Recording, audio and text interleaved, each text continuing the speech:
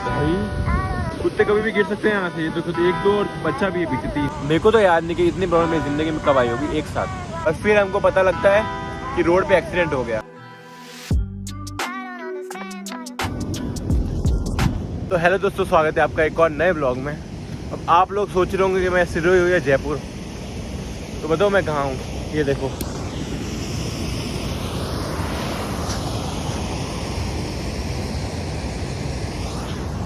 पता चल गया कहाँ हूँ। मैं अभी आपको बताने आया था कि मैं जयपुर की हूँ, पर यहाँ पे बारिश चालू हो गई। देखो भाई, मौसम पूरा ख़राब है जयपुर का 2 दिन से।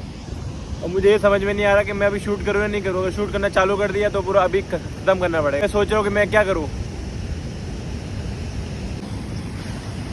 एक चीज़ दिखा दो, देखो देखो यहाँ पूरे बारिश की वजह से वो आ गया है। बारिश की वजह से यहाँ पर कचरा पड़ा है। यहाँ देखो भाई, कुत्ते कभी भी गिर सकते हैं यहाँ से। ये तो खुद एक दो और बच्चा भी है पीछे तीन। अभी 2 कुत्ते, ये कभी भी गिर सकते हैं यहाँ से भाई।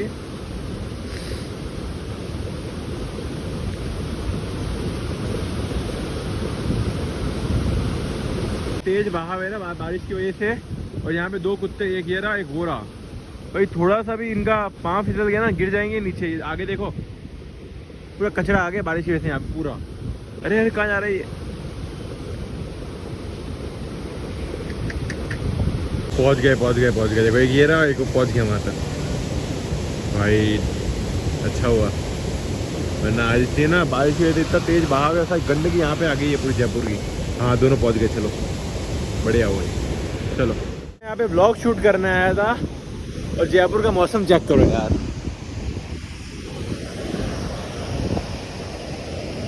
तो एक जगह बैठ जाते हैं और फिर ब्लॉग को चालू करते हैं। जैसे कि सबको पता ही है, कल मेरा CUET का एग्ज़ाम था और जो मेरे ब्लॉग दिखता है उनको भी पता था कि मैं अजमेर से डायरेक्ट सिरोही जाने वाला था। तो मैं यहाँ से सारी पैकिंग करके बैग वगैरह लेके अजमेर चला गया था। और मैं जो भी फ़ोटो वगैरह है वो आपको मैं यहाँ डाल दूँगा वीडियो में। और मैंने एक शॉर्ट्स वीडियो बनाई है, वो अपलोड हो गई है, जाके देख लेना। इस वीडियो में होगा तो मैं उसकी थोड़ी क्लिप डाल दूँगा। मेट्रो स्टेशन पहुँचने के बाद टिकट ले लेता हूँ बस स्टेशन के लिए। बस स्टेशन पहुँच जाता हूँ और फिर वहाँ से मैं अजमेर के लिए बस ढूंढने के लिए निकल जाता हूँ। फिर मुझे एक बस मिल जाती है और मेरे पास कैश होता नहीं है, तो मैं चला जाता हूँ ATM पे। वहाँ पे ATM बंद होता है, फिर मैं चला जाता हूँ सेकंड ATM में, वहाँ जाके मेरे को कैश मिल जाता है। और फिर मैं बस में बैठ के निकल जाता हूँ जयपुर से अजमेर के लिए। और मैं 2 घंटे में अजमेर पहुँच भी जाता हूँ। तो हुआ यूँ कि कल मैं अजमेर पहुँचा और कल का दिन है ना, मेरी लाइफ में एक दिन में सबसे ज़्यादा प्रॉब्लम वाला दिन था। तो एक दिन में इतनी प्रॉब्लम मेरी लाइफ में मैंने कभी भी नहीं देखी है, सच बता रहा हूँ। तो अजमेर में पहुँचा और फिर मैं एग्ज़ाम वगैरह देके आया। कल के दिन प्रॉब्लम क्या है वो मैं आगे बताता हूँ। पहले ये बता देता हूँ कि मैं सिरोही क्यों नहीं जा पाया। तो मैं मेरा कल एग्ज़ाम देके आया और बात होने लगी कि बाकी सब्जेक्ट का एग्ज़ाम कब है, ठीक है।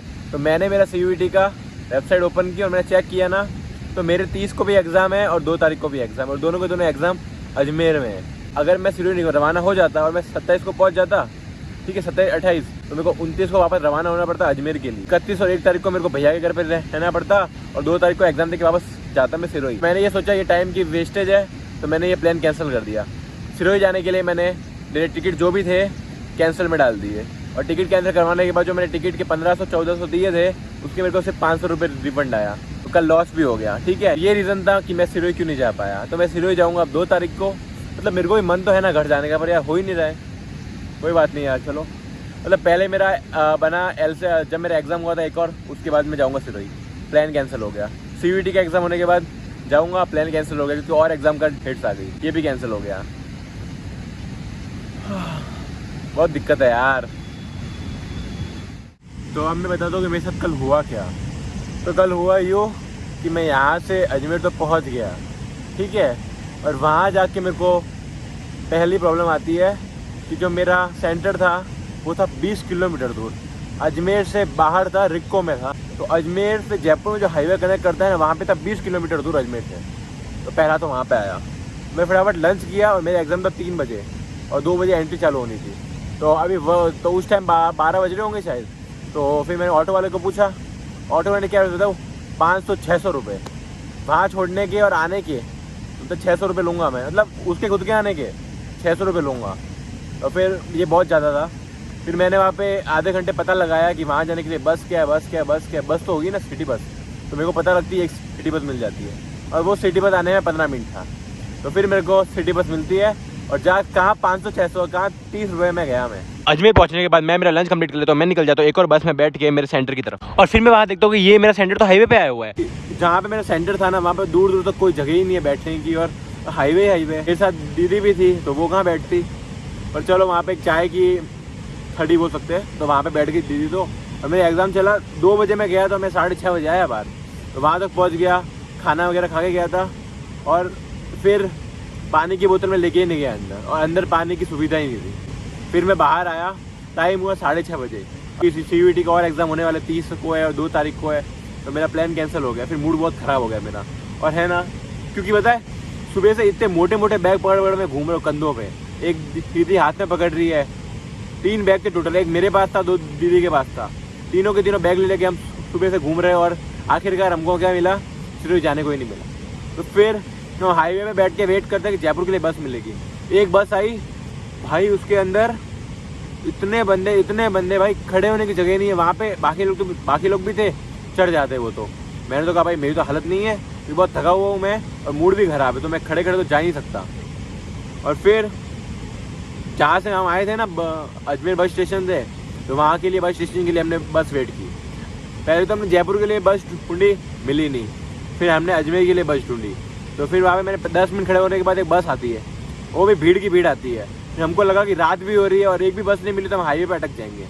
उसी बस में हम चढ़ गए, इतना सारा सामान लेके हम चढ़ गए। फिर दीदी को तो क्या किया, बैग के ऊपर बैठा दिया मैंने, और जो मेरे पास बैग था ना वो एक अंकल थे, बहुत अच्छे अंकल मिले। उन्होंने बोला कि मेरे को दे दो बेटा, तो उन्होंने बैग पकड़ लिया। इतनी भीड़ में मेरे को वापस अजमेर बस स्टेशन आया, और अजमेर बस स्टेशन पहुँचने के बाद जयपुर के लिए बस मिलती है 15 मिनट लेट, और अजमेर से हम रवाना होंगे 7:30-8 बजे तक। फिर बस में बैठते हैं, फिर मिलती शांति मिली, क्योंकि जगह वगैरह भी मिल गई थी।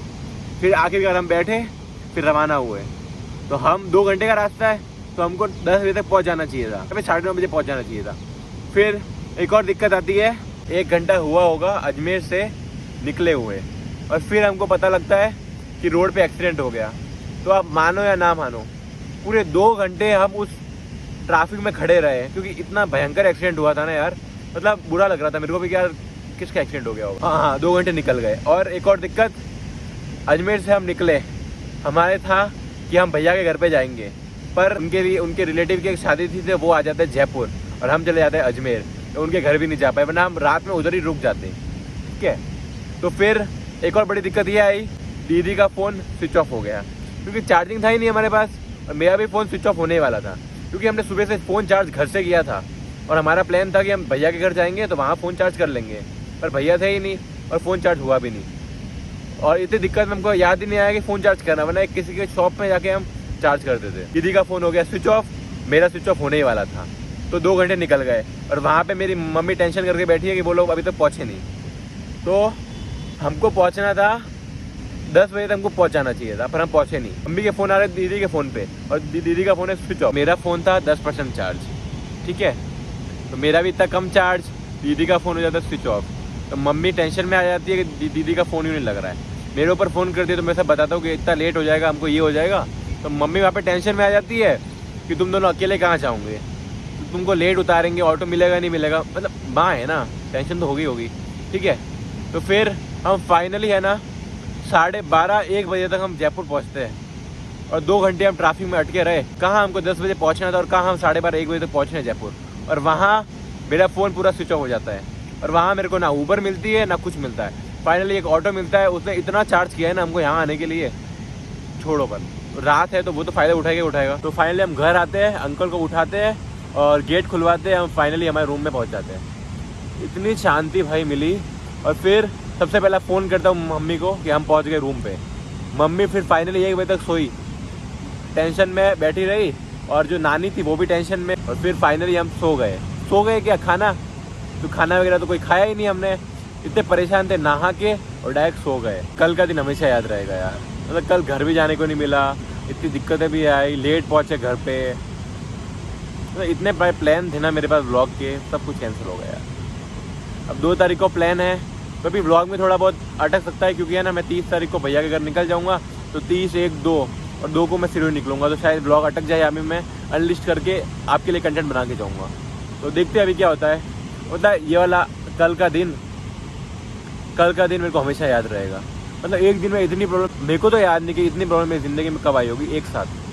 भाई पूरा दिन कल मतलब हेडेक और कहीं का एग्जाम ही कल घटिया गया वो एकदम। बस यार यही बताने के लिए मैं आया था। बारिश हो रही थी, अभी मौसम तो ठीक हो गया। और आज का व्लॉग इतना ही था, क्योंकि आज मैं बहुत थका हुआ तो मैं घर जाके सो जाऊँगा।